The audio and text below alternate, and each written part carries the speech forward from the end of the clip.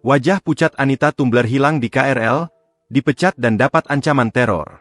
Anita Dewi dan suaminya Alvin Haris akhirnya muncul ke hadapan publik dengan wajah pucat nan lesu setelah drama Tumbler hilang viral di media sosial.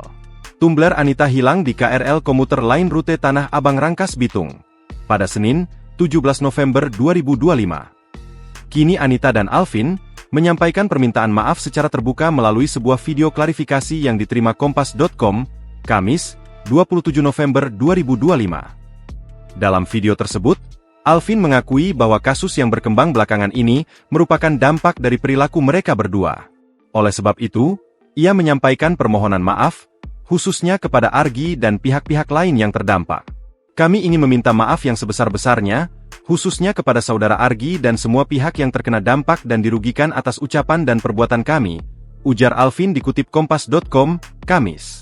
Sementara itu, Anita mengaku sangat menyesal dengan perbuatan yang sudah dilakukannya.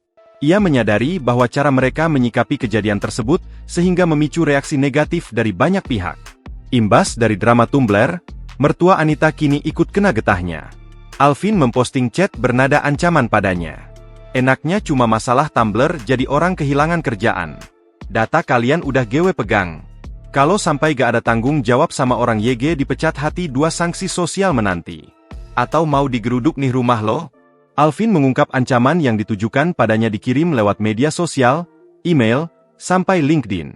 Bahkan menurutnya rumah orang tuanya, atau mertua Anita, juga menjadi sasaran. Pagi ini ancaman ke rumah orang tua, katanya. Alvin menerangkan saat ini pihaknya sedang mengupayakan menyelesaikan masalah tersebut. Kami sedang menjalankan proses dengan pihak KAI dan saudara Agri. Mohon untuk tidak memperkeruh keadaan, tulis Alvin di story. PT Daidan Utama tempat Anita Dewi mencari nafkah, telah mengonfirmasi pemutusan hubungan kerja wanita tersebut dari posisinya.